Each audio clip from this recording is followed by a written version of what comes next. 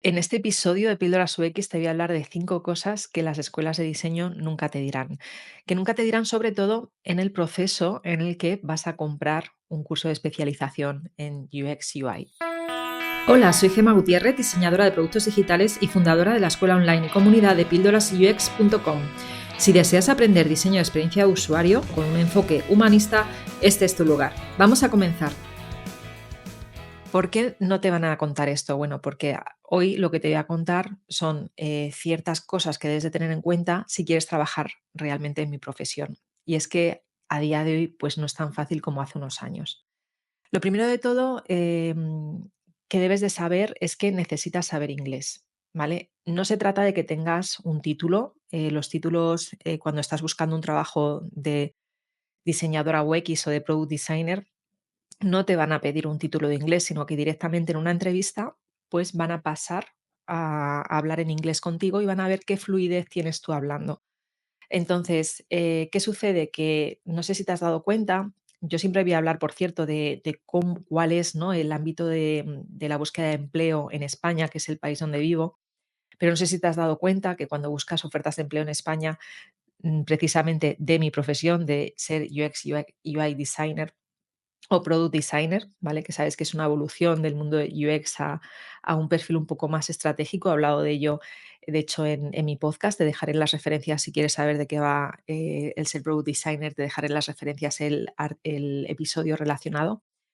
Pero volviendo al tema del inglés, a día de hoy prácticamente el 90% de las ofertas de trabajo están escritas en inglés. ¿Por qué? Pues porque quieren o buscan personas que sepan hablar inglés. Si hay, por ejemplo, dos perfiles muy parecidos que gustan durante todo el proceso de selección y uno habla inglés y el otro no, siempre van a seleccionar a la persona que habla inglés. Por lo tanto, si no tienes esa fluidez hablando, si no eres capaz de mantener una conversación y de entenderlo, vas a perder muchas oportunidades laborales y es posible que te cueste muchísimo más encontrar trabajo dentro del mundo del diseño UX. El segundo punto es que necesitas tener un portafolio de trabajo real. Cuando tú sales de una bootcamp o un máster o lo que decidas estudiar, siempre vas a salir con una serie de proyectos que son proyectos personales o project sites, ¿no?, en inglés.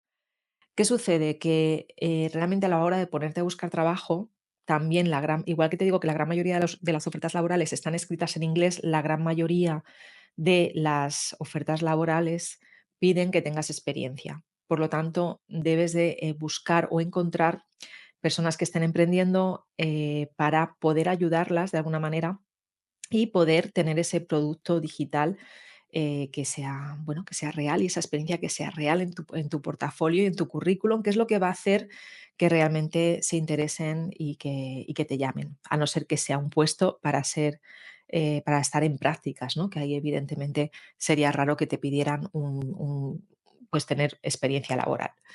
No sería, de hecho, justo estar de becaria o de becario en una empresa y que te pidan experiencia laboral, ¿no?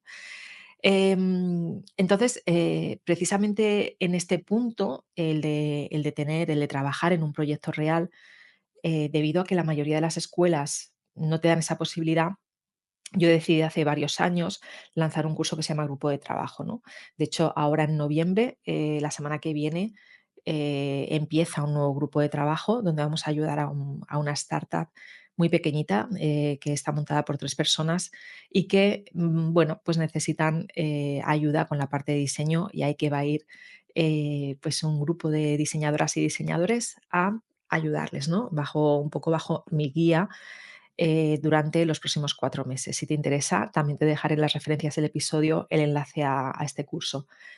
La tercera cosa que puede que no te digan o que puede que no sepas es que una vez que terminas de estudiar esos 3 meses y medio, que la mayoría de las escuelas ofrecen 3 meses y medio de formación full time o 6 meses de formación a media jornada, lo que tienes que hacer es seguir formándote. Tienes que ser constante, tienes que trabajar en tu portafolio y tienes que seguir formándote. También debes de ser capaz de hacer un autoanálisis de en qué punto estás, en qué momento estás, qué te falta por aprender, si necesitas ayuda o si no necesitas ayuda. La mayoría de la gente cuando sale de estudiar necesita ayuda. Entonces, algo que funciona muy bien es buscar a alguien que te esté mentorizando y que te ayude en ese camino también de búsqueda de empleo y además de, sobre todo, de revisión de por tu portafolio, porque la mayoría de las escuelas no te hacen ese seguimiento de voy a revisar tu portafolio, te voy a decir que está bien, que no está bien, que tienes que mejorar, ¿no? Entonces, tienes que seguir trabajando y seguir siendo constante. No se trata de salir de estudiar diseño UX y encontrar ya un trabajo, ¿no? Todavía tienes por delante bastante por hacer. Y aquí ya me he metido en el punto 4, que es no te quedes solo en buscar trabajo, escuchar podcast de diseño como el mío o leer artículos de diseño o incluso ir a eventos de diseño. No te quedes solamente en eso, porque al final va a pasar el tiempo y tú vas a ir perdiendo habilidades a la hora de enfrentarte a crear un diseño desde cero o rediseñar algo ya existente. Así que aquí te diría que debes de seguir formándote no solo a nivel teórico, sino también a nivel práctico, ¿no? Seguir precisamente diseñando, ya sea a través de retos. Yo en mi escuela de tribus tengo retos trimestrales donde puedes hacer pues te presento a hacer un reto, un rediseño de algo y cada 3 meses lo reviso, ¿no? Hacemos una entrega final y lo reviso. Eso es una forma de mantenerte al día y de poder practicar. Y si además puedes hacerlo en dupla con otro perfil de diseño, sería genial, porque también te ayuda mucho a retroalimentarte y te ayuda mucho a el poder avanzar y tener ese apoyo también de la otra persona, ¿no? Así que esto es algo que también te recomiendo que hagas. Me voy al último punto, que es no pienses que estás compitiendo con otras personas. Siempre, siempre vas a competir contra ti misma o ti mismo. ¿Por qué? Porque la evolución debes de tenerla desde dentro. La evolución debe ser ese autoconocimiento de, vale, ¿qué es lo que yo sé hacer bien y qué no? Por ejemplo, ¿me faltan habilidades comunicativas? Vale, ¿cómo puedo mejorar esas habilidades? Sabes que es una soft skill, una habilidad blanda muy importante dentro del ámbito del diseño, el ser capaz de presentar tus diseños, de defender tus diseños. Piensa si, por ejemplo, esa habilidad la necesitas o no la necesitas. Si la necesitas, tienes que trabajar en ello, ¿no? Yo, por ejemplo, tuve hace tiempo a una estudiante que hizo un curso ¿cómo se llama?, de retórica, bueno, un curso de hablar en público y eso lo hizo precisamente porque tenía cierto miedo a hablar en público. A día de hoy, han pasado ya varios años, no tiene ningún problema con esto, ¿no?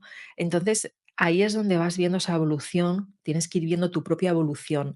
No te compares con otras personas, porque cada persona tiene su propia evolución y su propio camino a seguir. Una persona que ya está trabajando dentro del ámbito del diseño UX, quizá no sabes por las complicaciones que ha podido pasar hasta encontrar ese trabajo, no sabes cuántas horas de formación quizá ha tenido que dar, a cuántos eventos ha ido, cuántas prácticas ha hecho, ¿no? ¿Cuánto tiempo le ha dedicado a su portafolio? Es sorprendente muchas veces la falta de talento que te encuentras revisando portafolios, talento sobre todo a nivel de falta de dedicación de horas. Se nota cuando un portafolio no se le han echado horas de trabajo, ¿vale? Entonces, también se nota cuando nadie con un perfil un poco más senior te lo ha revisado. Y todo esto es algo que tienes que ir recorriendo en tu camino, ¿no? Hacia ser mejor diseñadora o diseñador UX. Y aquí me despido, espero que te haya gustado este mini episodio del podcast, esta mini pildorilla. Y la semana que viene venimos con más información. Estoy trabajando además unas plantillas muy chulas para mi escuela que compartiré también en la comunidad de Figma y que espero que te gusten. Bueno, si quieres recibirlas, por cierto, apúntate a mi newsletter y nos vemos la semana que viene con otra píldora sobre diseño de experiencia de usuario. Chao, chao. Si después de escuchar esta píldora te quedaste con ganas de más, entra a mi escuela online de Tribooks, un lugar donde UX designers de todo el mundo aprenden, evolucionan y hacen comunidad.